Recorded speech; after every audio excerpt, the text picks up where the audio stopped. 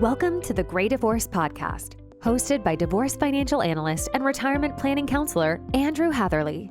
Join Andrew and guest experts as they help late-life divorcees build the financial and mental foundation for a meaningful future. There is life after divorce. Now, on to the show.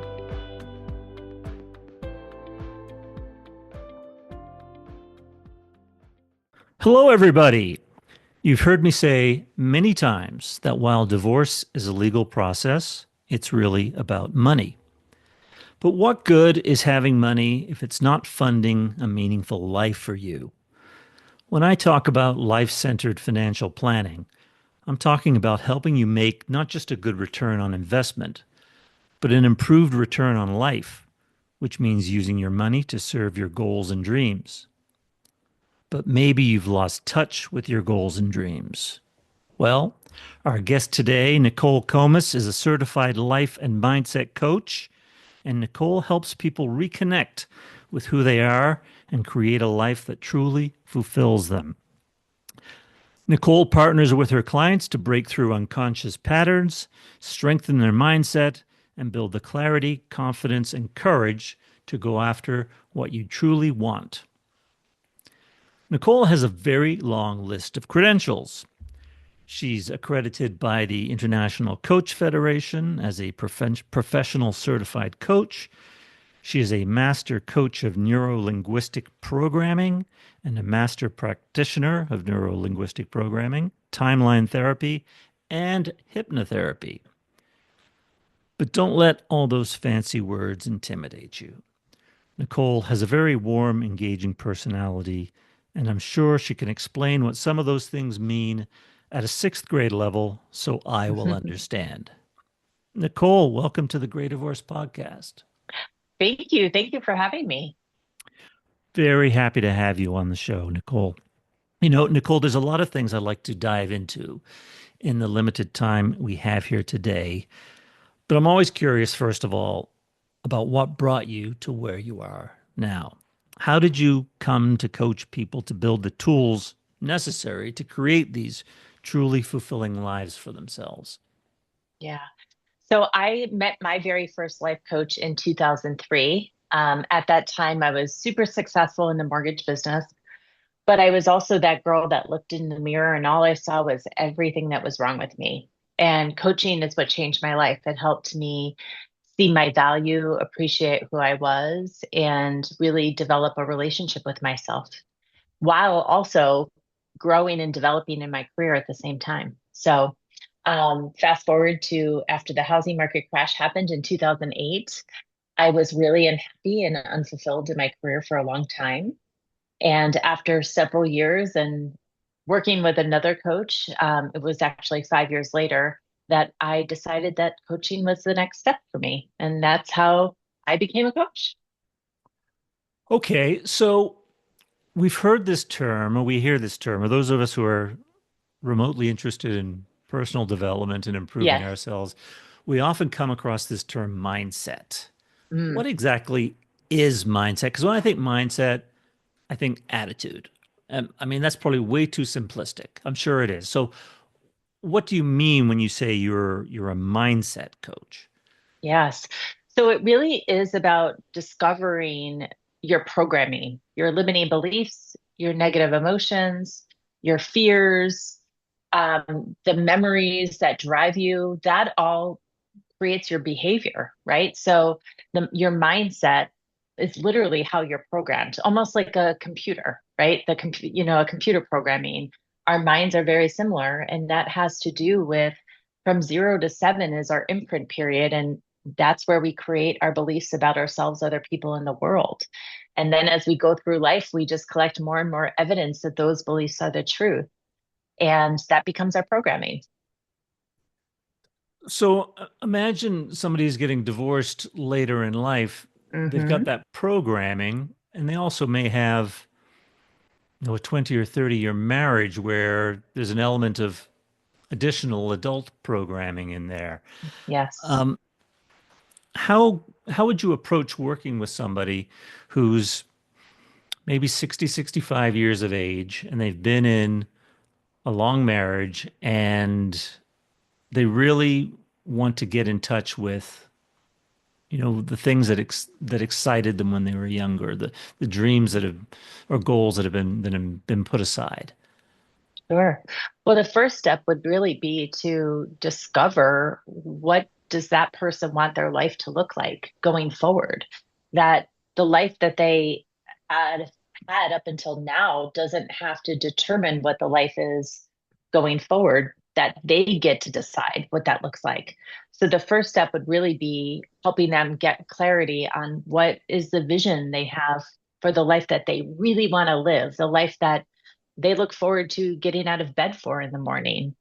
That would be the first step. And then we would also unpack what are the fears, what are the negative beliefs and emotions, and really learn to unpack those, and using techniques similar to hypnotherapy, the NLP, neurolinguistic programming, timeline therapy, we can help release them at the unconscious level so that it really gives them a lot more peace going forward.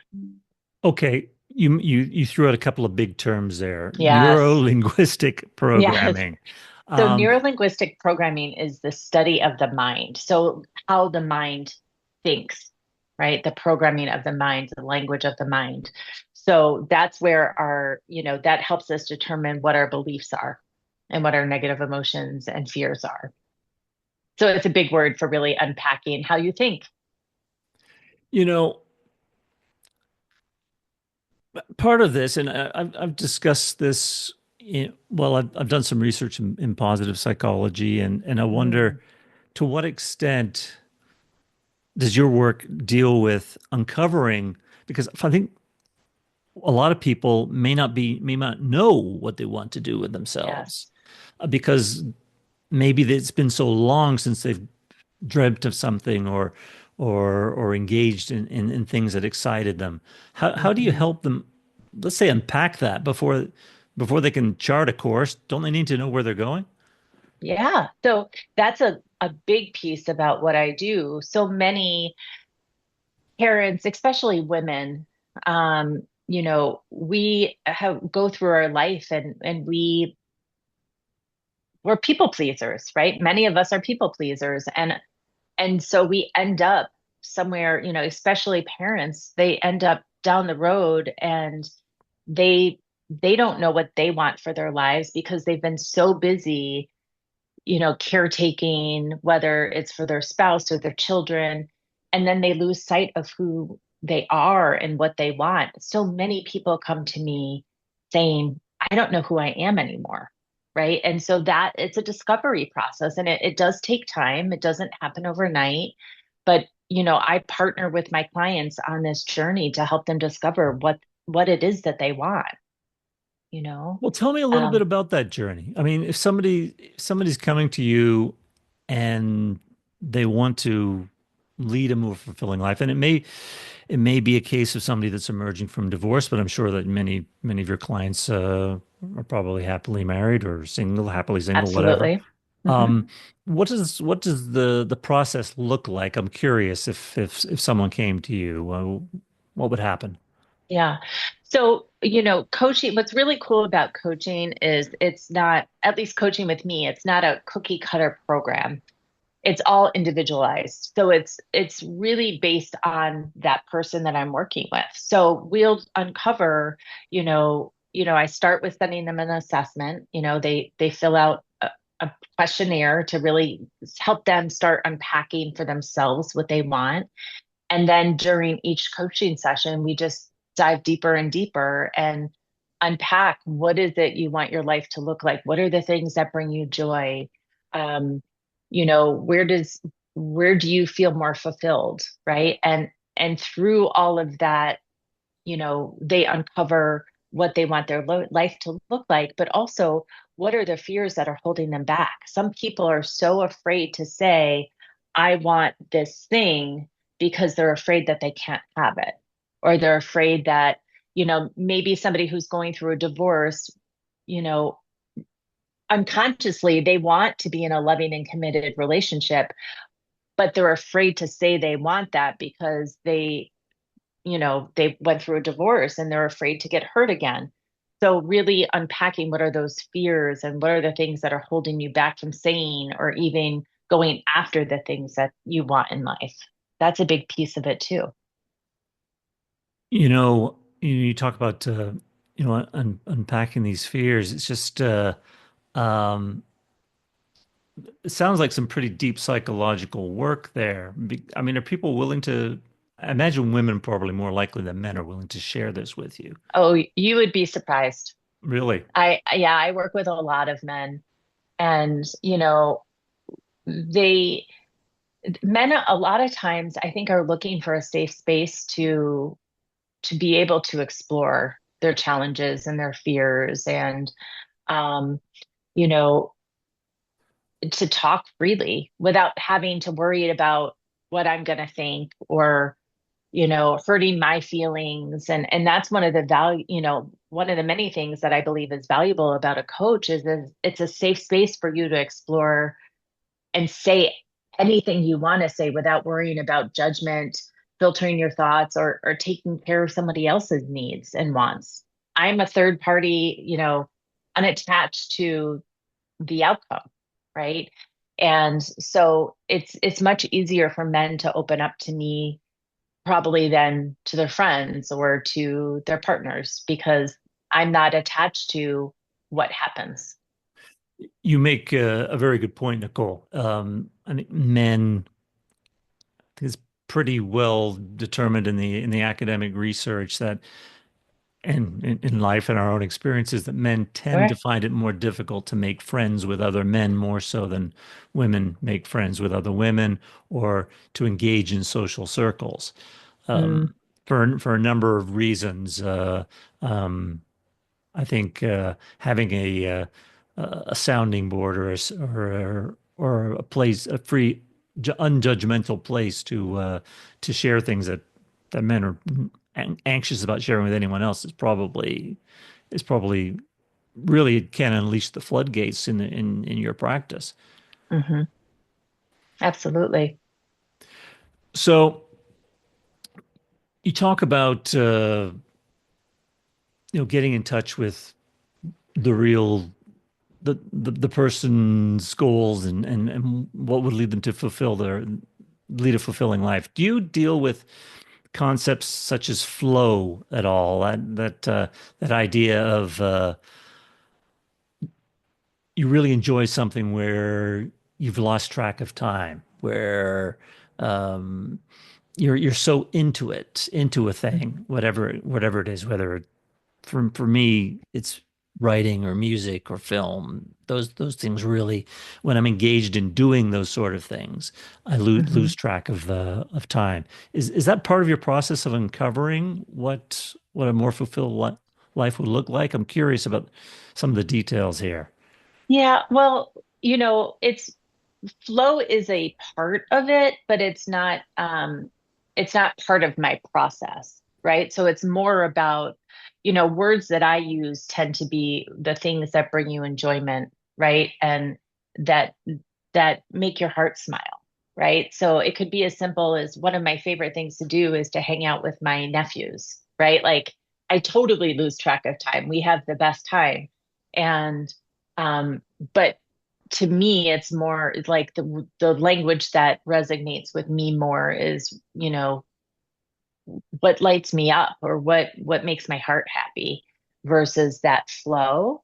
But we do absolutely look at the hobbies and the activities that people enjoy, especially if somebody is looking at reinventing their career or we definitely look at what are those things that you enjoy doing and it could be, you know, I enjoy people, I enjoy numbers, I enjoy music, right? And really getting clear on all of the components of the things that, and they don't have to be related, but what are the things that the activities you enjoy doing to and integrating more of that into your life for sure. You know, you made me think of something. I think it was Cal Newport in the book "So Good They Can't Ignore You." Mm, He was, I think that's the book where he talks about the fallacy of following your bliss. because ultimately that can lead people astray. I mean, my bliss or my dream might be to, play in the National Hockey League, or for my hometown football team. That's just not. There are some things that just aren't going to happen. Hmm. And to what extent in your practice do you have to have hard conversations with people about maybe focusing on their strengths and this is something that Newport talks about. It's also something that's intrinsic or part of the Japanese concept of ikigai, the idea of bringing to the world something that you're good at, Hmm. that the world can benefit from, that you can also get paid from, that paid by, and also that you enjoy. Those four key components have to intersect to meet a true life of true fulfillment. So Yes. I'm rambling here a little bit, but I guess the core is how do you deal with people who think, well, maybe I want to travel or play tennis, but that doesn't necessarily provide ongoing fulfillment Hmm. or the or the perhaps unrealistic goals. How are these things sorted out in your conversations? Well, it's also looking at needs, right? So if if somebody wants to play tennis for their life and maybe they're an amateur, or they're not very good at it, well, what do you need to make financially to survive, right? And so it's looking at both what are your dreams, but also what's realistic and kind of balancing it out. I never want to be somebody that crushes somebody's dreams, right? But I also want to help them look at things realistically. Okay, so if this is what you want, how are you going to achieve that? And what do you need to live, and survive in the world, right? Because, unfortunately, it costs money to live, right? Right. We need to make money so that we can pay our rent or mortgages and our cars and for food and all the things. So looking at it realistically, comes into play too. But I absolutely want people to dream. And so maybe they won't become a tennis pro that makes a lot of money, but they can play tennis on a Saturday league or something like that. And so it's really about balancing their dreams and and expectations. There's a couple of things there I wanted to pick up on. I agree with you 100%. It's not necessarily about because I see this a lot in my business and the competition and being the best. Hmm. And it's about comparing yourself to where you were yesterday, not to where somebody else is today. Oh, for sure.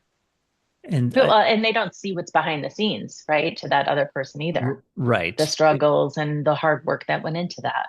No, exactly. And that could be that can lead to a lot of disappointment to expect yourself to Oh, be the next Michael Jordan or Quentin Tarantino or whatever, not realizing how much practice and effort and work went into that. But you can be a 3.5 tennis player as opposed to a 3 tennis player that maybe you were last year.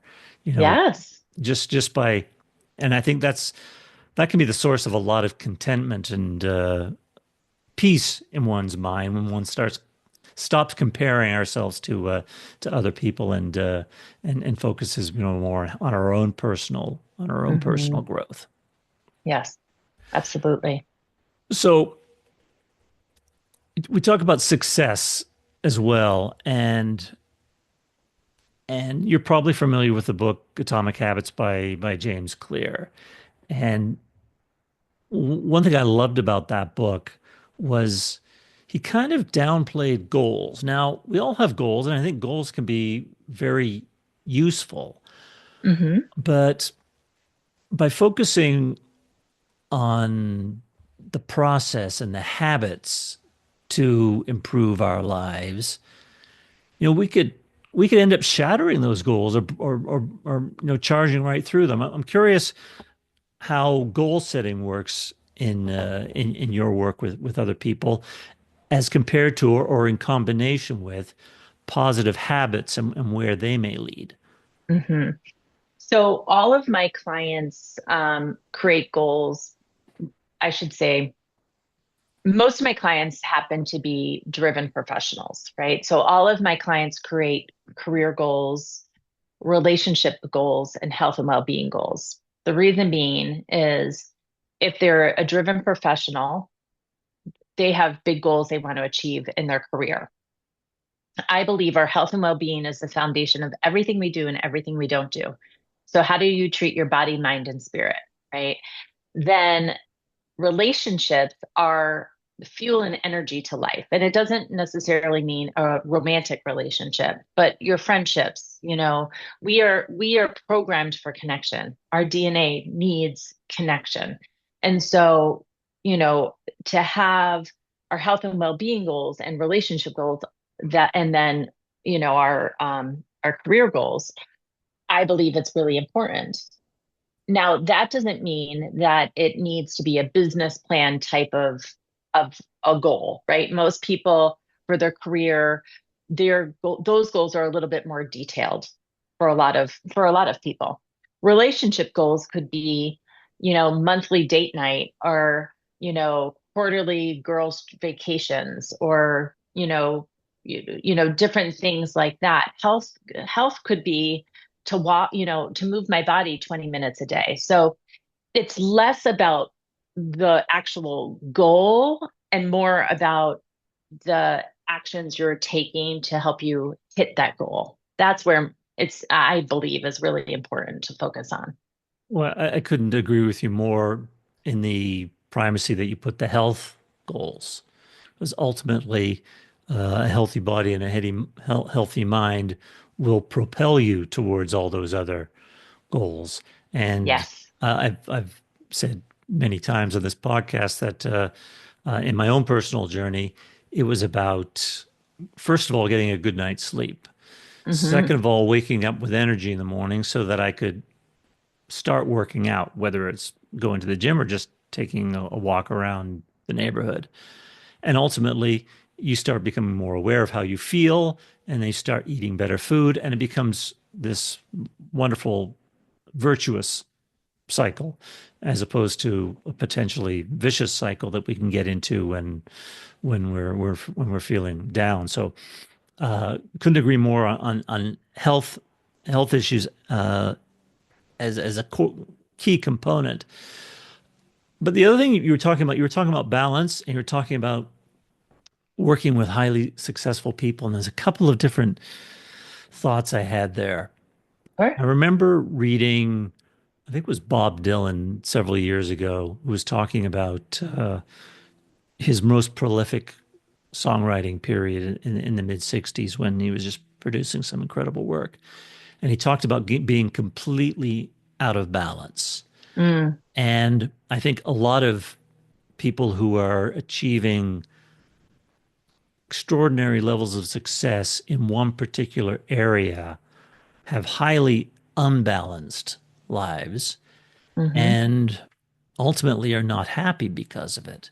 And Yes. you know, I think I mentioned Bob Dylan, but I'm thinking also of John Lennon. During the height of Beatlemania in 1965, he wrote the song "Help," which Hmm. is not just a pop song. If you're a huge Beatle fan like I am, you know that he wrote it from a place of some element of despair and depression. Yet people would argue, how could you possibly be depressed? You know, you're the most successful band in the world, and you're wealthy and rich, but your life's completely out of balance.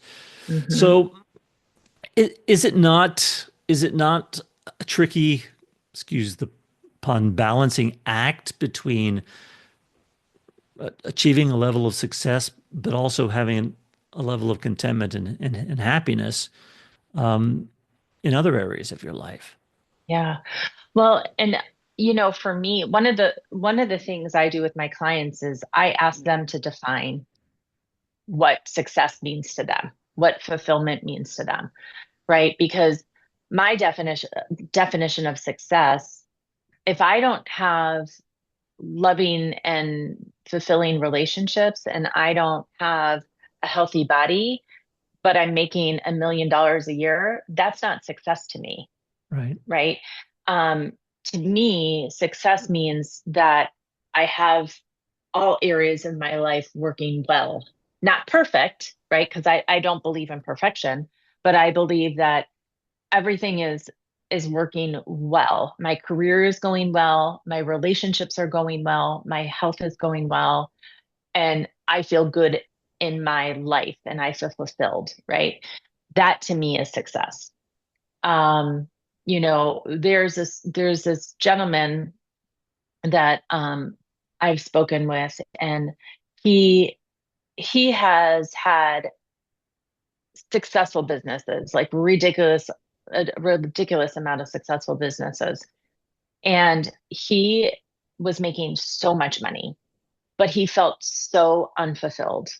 He ended up selling most of his businesses for over $1 billion. And then he found happiness, right? So this man obviously had so much money and so much on paper success, business success, but his relationships were not great. He wasn't able to spend time with his family because he was always traveling, right?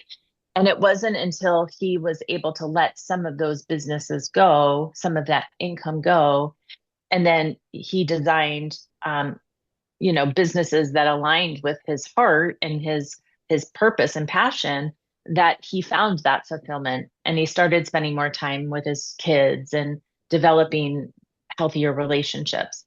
Then he had that balance, right? He felt more, and by balance, I believe balance is not how you allocate your time.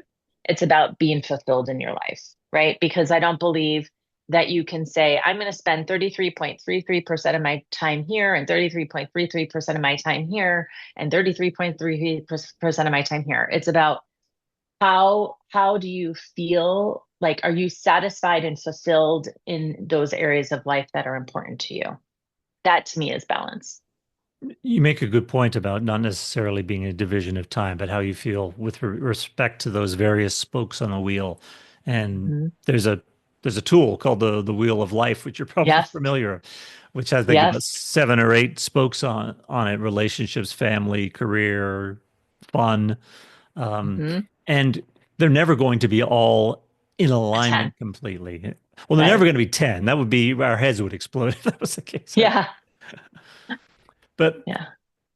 what you're talking about, this gentleman, and I'm thinking, not just men, women too, but I think men particularly, it's an element of deprogramming. And you talked about that earlier in our discussion. Doesn't that Hmm. need to be done here? Because we're all in this country, we're brought up that money is the scorecard, Yep. that the car we drive, the house we live in. Um, and there are certain metrics that you have to reach in order to be considered successful. Yes. And when people have been programmed into that all their lives, and you know, um, it's like this the Stepford housewife thing. You got to have this pan bag. You got to be at these restaurants. How can you deprogram people, or bring? Is there a light bulb that can go off, or does something have to happen so that when the student is ready, the teacher will appear? Yeah. It really depends. So, so many people chase success, right? And I had a client who constantly was going for the next goal and the next goal and the next goal, and never acknowledged his achievements, right? It was Hmm. never good enough. And I think that's what a lot of people do, is they are expecting happiness to come from the outside world, but happiness truly is an inside job. Unless you're happy inside, it doesn't matter how much money you have, it doesn't matter how big your house is or how fancy your car is, or you know who is in your life. It's it's an inside job. You have to do the inside job, the work first, before your outside world reflects that joy, right? um you know when I was in the mortgage business before 2008, I had the house and the car and the active social life and all of the things. And then when the housing market crash happened, so did all my happiness and my identity because I lost my income or most of my income. I still had my beautiful house and awesome car and all the things, but I didn't know who I was anymore because all of my identity was attached to my career. And so there are times where, people have to lose it in order to decide to do the work. But there are a lot of people now who I think realize, okay, I have all of these things and something just isn't right. I'm just not happy or something's missing. Or, is this it? I thought I'd feel better by Hmm. achieving this. And Right. and when they start to do the work is when they don't have to hit rock bottom in order to make that change. Um, so it really just depends on the person. You mentioned, the people reach the goals, but it's like a treadmill. They have, then there's the next one, and they're never happy, they're Never. momentarily, but as you mentioned, when you do the inside work and just work on living life a way that fulfills you, and it's a cliche, but they talk about the journey. It's the journey rather than the destination and being on the right path. I don't think I'm ever going to have one of those uh, wonderful beach bodies, but you know what? I'm gonna have a better body than I did at age 40, at age 65. Yeah, That's just, and that's something that I'm, happy about. And, if, my health goals continue, that'll just fuel other endeavors. absolutely. But I wanted to touch on the big four-letter word here, beginning with F, fear, because I Um, wonder if so much of the programming we talked about the competitive programming and the keeping up with the Joneses, but what about fear of failure? And is that I'm guessing that's something you come across quite a bit. And oh, sure. how do you approach your clients with that or deal with that? Yeah. Yeah. Yeah. Fear of failure is a huge one. There's actually people who have a fear of success too. Well, that's Um, another show. I want to talk about yeah. that. Yeah. So, I mean, how I approach fear of failure is the same as I approach every fear, right? Whether it's fear of rejection, fear of success, we really unpack where is that fear coming from, right? Because what happens is our fears were created by our beliefs, right? So the beliefs came before the fear. So I have this diagram. It's called the comfort zone, right? And it really dissects what's in the comfort zone. And so it starts with our beliefs. Our beliefs were created from 0 to 7, or most of our core beliefs. And then we create our fears from our beliefs. And then we create survival mechanisms to protect our fears and beliefs from being exposed, right? So that's where people become control freaks or workaholics or perfectionists. And so what it is really just unpacking somebody's beliefs, and they're all different. So somebody's fear of failure, your fear of failure could be different than my fear of failure, which could be different than Sam's fear of failure, right? It can all look a different way because we've all had different life experiences and we're all looking through life through a different lens. So for example, I have an older brother and a younger sister, right? We've had a very similar upbringing, but my brother's programming and how he experienced childhood is different than mine, and mine is different than my sister's. So, it's really just based on our experiences in life. And so that's how we uncover where is that fear coming from? Because it's not a cookie cutter process, you know? You mentioned the term the comfort zone, and there's so many great sayings about the comfort zone. Is that Hmm. you know, advancement is made when you step outside the comfort zone. Feel the fear and do it anyway.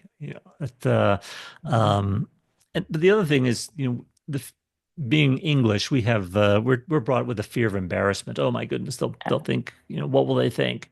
Yeah. Um, but I think if you look at anybody who's incredibly successful, is they'll tell you that they failed many, many times. Yes. Um, I remember when I was starting in the financial services business, we would I was one of those few strange people who enjoyed cold calling.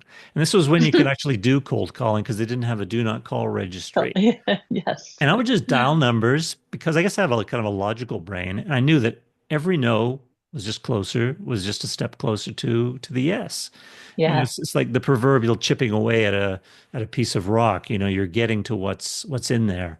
But that's just me wired a little differently.